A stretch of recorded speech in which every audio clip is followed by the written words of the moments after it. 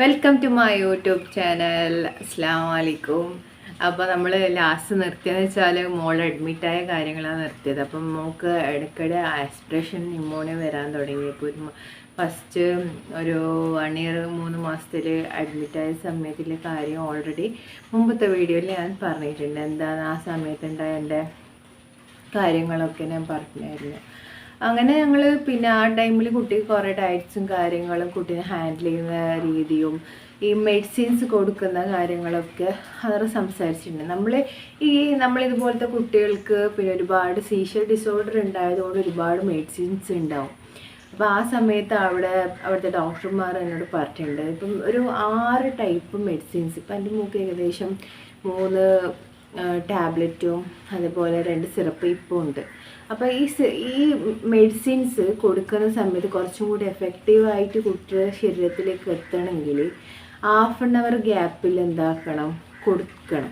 അപ്പം അങ്ങനെ ആകുമ്പോൾ കുട്ടിക്ക് എന്ന് വെച്ചാൽ നമ്മൾ എല്ലാം കൂടി ഒന്നിച്ച് കൊടുക്കുന്നതിൻ്റെ ആ ഒരു എഫക്റ്റിനെക്കാട്ടിയും പിന്നെ പെട്ടെന്ന് എന്താവും എഫക്റ്റ് കൂടുതൽ കിട്ടില്ല. അതിനാണ് അപ്പോൾ ഒരു 5 മെഡിസിൻ ഉണ്ടെങ്കിൽ 2.5 മണിക്കൂർ മുമ്പ് തന്നെ എന്താവണം, മെഡിസിൻ കൊടുക്കാൻ സ്റ്റാർട്ട് ചെയ്യണം. നമ്മൾ ഇപ്പോൾ ലാസ്റ്റ് ഫീഡ് എത്തുന്നതിന് മുമ്പ് തന്നെ ഒരു 2.5 മണിക്കൂറിനുള്ളിൽ ഈ മെഡിസിൻസ് എല്ലാം കംപ്ലീറ്റ് ചെയ്യണം. അപ്പം അത് കൂടുതൽ കുട്ടിയുടെ ശരീരത്തിന് എഫക്റ്റ് ചെയ്യും, നല്ല രീതിയിൽ എഫക്റ്റ് ചെയ്യും. അങ്ങനെ രണ്ടാമത് അത് കഴിഞ്ഞ് 2 മാസം കഴിയുമ്പോൾ വീണ്ടും ഇതേപോലെ ചെസ്റ്റ് ഇൻഫെക്ഷൻ വരുന്ന ന്യൂമോണിയ തന്നെയാണ് കുട്ടിക്ക് വന്നത്. വീണ്ടും ആദ്യം മോള് 50% മോള് സർവൈവ് ചെയ്യാൻ സാധ്യതയുള്ളൂ എന്ന് അറിഞ്ഞ സമയത്ത് അപ്പോൾ അവിടെ നിന്നല്ലേ രക്ഷപ്പെട്ട്. സ്വാഭാവികമായിട്ട് എൻ്റെ മൈൻഡ് ആ ഹോസ്പിറ്റൽ മാത്രമാണ്, അവിടെ അല്ലാതെ ഞാൻ പോയില്ല. ഇപ്പോൾ ഫസ്റ്റ് ടൈം ബില്ല് അഡ്മിറ്റായ സമയത്ത് കോവിഡ് ടൈമിൽ അവിടെ തന്നെ അഡ്മിറ്റായി. ആ സമയത്ത് 25K ഒരു ഏകദേശം ഒരു ബില്ലായിരുന്നു. അതിനുശേഷം ഒരു വയസ്സ് 3 മാസത്തിൽ അഡ്മിറ്റായ സമയത്ത് അന്നേരം നല്ല ബില്ലായി. 80 മേലെ ബില്ല് കടന്നിന്ന് വെച്ചാൽ മോള് ഈ ICUവിൽ കിടക്കുന്ന സമയത്ത് മോളെ മൂക്കിലെ കൂടി പൈപ്പ് ഇടും.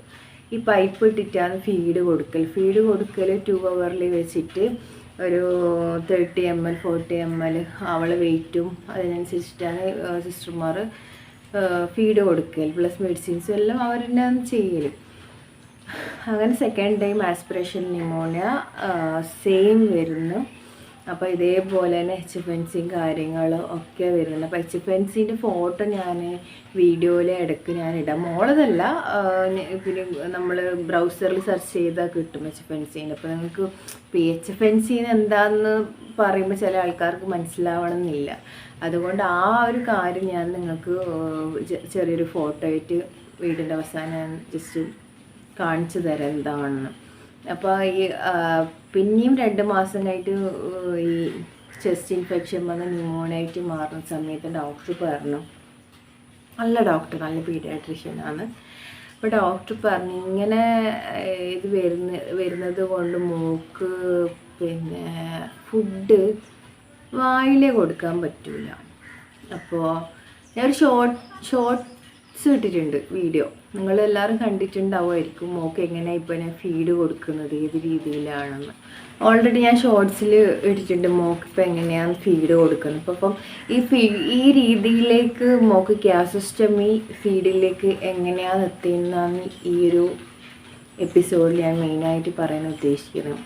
അപ്പോൾ ഈ ഒരു വയസ്സ് 6 മാസം, അതായത് 1.5 വയസ്സ് ആയിട്ടില്ല. അതിന് മുമ്പ് തന്നെ രണ്ടാമതും ഞാൻ അഡ്മിറ്റായ ടൈമിൽ ഡോക്ടർ പറഞ്ഞു ഇതേപോലെ തുടർച്ചയായി വരുന്നുണ്ടെങ്കിൽ മോൾ സർവൈവ് ചെയ്ത് പോകാൻ വളരെ ചാൻസസ് കുറവാണ്. അപ്പോൾ ഇതെല്ലാം പറയുന്നത് എന്നോട്. അപ്പോൾ എന്നോട് പറയുന്ന സമയത്ത് അത് എന്ത് ചെയ്യണം ഒന്നും മനസ്സിലാകുന്നില്ല. അപ്പോൾ ഇങ്ങനൊരു ഓപ്ഷൻ ഉണ്ട്. ആ സമയത്ത് പിന്നെ മൂക്കിലിടുന്നതും വായിലിടുന്നതും ആണ് 2 ഓപ്ഷന്. പിന്നെ അഡ്വാൻസ് ലെവലാണ് ഗ്യാസ്ട്രോസ്റ്റമി, അതായത് വയറിലെ കൂടി ഇടുന്നത്, നമ്മൾ ആമാശയായിട്ട് കണക്ട് ചെയ്തിട്ട് ഇടുന്നത്. അപ്പോൾ ആ സമയത്ത് പിന്നെ ഈ ഫസ്റ്റ് അഡ്മിറ്റായ സമയത്ത് മോക്ക് ഒരു 2-3 days വരെ മൂക്കിലെ കൂടി ഫുഡ് കൊടുത്തു. അത് കഴിഞ്ഞിട്ടാകുമ്പോൾ അവർ ഗ്രാജുവലി അത് ഔട്ടാക്കിയിട്ട് മെല്ലെ കുട്ടി ഫീഡ് എടുക്കുന്ന രീതിയിൽ അളവ് പറഞ്ഞുതരും. എന്നിട്ട് അതിനനുസരിച്ച് മോക്കിനെ ഫുഡ് കൊടുക്കാൻ തുടങ്ങി.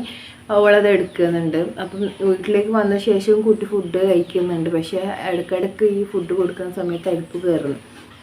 അപ്പോൾ അതുകൊണ്ട് അത് 2 മാസം കഴിയുമ്പോൾ പിന്നെയും എന്താണ് ന്യൂമോണിയ ആയിട്ട് അഡ്മിറ്റ്. അപ്പം ഇതേപോലെ ഒരു ഹിസ്റ്ററി ഇങ്ങനെ തുടർച്ചയായി വരുന്നത് കൊണ്ട് ഡോക്ടർമാർ പറഞ്ഞ് 2 പീഡിയാട്രിഷ്യൻ ഡോക്ടർമാർ ഡിസ്കസ് ചെയ്തിട്ട് എന്നോട് ആ സമയത്ത് പറഞ്ഞ് ഏറ്റവും ബെറ്റർ ഓപ്ഷൻ എന്ന് വെച്ചാൽ നമുക്ക് മൂക്ക് ഇപ്പോൾ തൽക്കാലം ഈ മൂക്കിലെ കൂടി പൈപ്പ് ഇടാം. വായിലെ കൂടി ഇട്ടെങ്കിൽ ചിലപ്പോൾ അവൾ കുറച്ചും കൂടി ബെറ്റർ. വായിലെയും മൂക്കിലെയും നോക്കുമ്പോൾ മൂക്കിലിടുന്നതാണ് കുറച്ച് ബെറ്റർ. അപ്പം മൂക്കിലിടാന്ന് ഇട്ട് അപ്പം ആ സമയത്ത് തന്നെ ഡോക്ടർ എന്നോടൊരു കാര്യം പറഞ്ഞിട്ടുണ്ടായിരുന്നു. ഇങ്ങനെ ഒരു അഡ്വാൻസ്ഡ് ടെക്നോളജി ഉണ്ട്. അതായത് പെഗ് ട്യൂബ്, ഗ്യാസോസ്റ്റമി ഫീഡിൽ പെഗ് ട്യൂബ് എന്ന് പറഞ്ഞിട്ടൊരു ഓപ്ഷൻ. പെഗ് എന്ന് പറഞ്ഞിട്ടുള്ളൊരു പിന്നെ നമ്മളെ ഈ എൻഡോസ്കോപ്പി ചെയ്തിട്ട് പിന്നെ അതിലൂടെയാണ് ഈ ഗ്യാസ്ട്രോളജി ഡോക്ടറാണ് കുട്ടിക്ക് ഇത് ഇംപ്ലാന്റ് ചെയ്യേണ്ടത്. അപ്പോൾ ഈ പീഡിയാട്രിക് സർജൻസും അത് ചെയ്യും തോന്നുന്നു. അപ്പോൾ ഞാൻ ബാക്കിയുള്ള കാര്യങ്ങൾ പറയാം. അപ്പോൾ ഈ കാര്യം ഡോക്ടർ പറഞ്ഞ മുതൽ 1.5 വയസ്സായി കുട്ടിക്ക്. അപ്പോൾ പറഞ്ഞ മുതൽ എൻ്റെ മോൾക്ക് ഏത് നിമിഷം അത് ഇടേണ്ടി വരുമോ എന്നുള്ളൊരു മൈൻഡ് കൺസെപ്റ്റിൽ തന്നെ ഞാനുണ്ടായിരുന്നു. അങ്ങനെ 3ാമത്തെ പ്രാവശ്യവും മോൾ ഇതേപോലെ അഡ്മിറ്റായി. അപ്പോൾ ആ സെക്കൻഡ് ടൈം അഡ്മിറ്റായ സമയത്ത് പിന്നെ സ്ലോലി ഞാൻ മൂക്കിലെ കൂടി കൊടുക്കുന്നത് വായിലെ കൂടി കൊടുക്കാൻ തുടങ്ങി. പിന്നെ അത് അഡ്മിറ്റ് വരുന്നു. അപ്പോൾ ഈ അഡ്മിറ്റ് വരുന്ന സമയത്ത് പിന്നെയും ഡോക്ടർ പറയുന്നത് ഇനിയിപ്പം മോക്ക് വായിലേ കൊടുക്കാൻ പാടില്ല. അപ്പോൾ ഞാൻ ചോദിച്ചു വെള്ളം കൊടുക്കാൻ പറ്റില്ല ഡോക്ടറെ? പാടില്ല. അപ്പോൾ ഞാൻ ചിന്തിച്ച് അപ്പോൾ തൊണ്ട പറ്റൂലേ? പിന്നെ എൻ്റെ ചിന്തകളെല്ലാം അങ്ങനെ ഫുഡ് കൊടുക്കുന്നില്ല. ശരി, ഫുഡ് വയറ്റിലേക്ക് എത്തും. നമുക്ക് ഈ ഫാസ്റ്റിങ് നോമ്പ് നോറ്റ് കഴിഞ്ഞാൽ നമ്മൾ ഈ ഇവിടെ നമുക്ക് ഡ്രൈ ആവും, കുട്ടിക്കാവില്ലേ? പിന്നെ അങ്ങനത്തെ എല്ലാം ടെൻഷൻ. അപ്പം മനസ്സുകൊണ്ട് ഞാൻ പ്രിപ്പയർ ചെയ്യണം മോക്ക് എന്തായാലും അത് ഇടേണ്ടി വരും, അന്ന് ന്യൂമോണിയ കുറയാൻ വേണ്ടിയിട്ട്.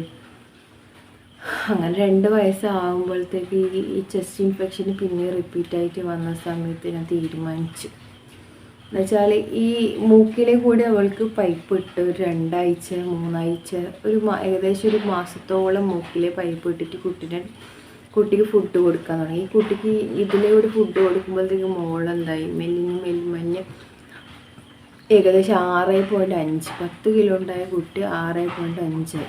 നെക്സ്റ്റ് വീഡിയോ ആയിട്ട് നാളെ വരാം. ബൈ.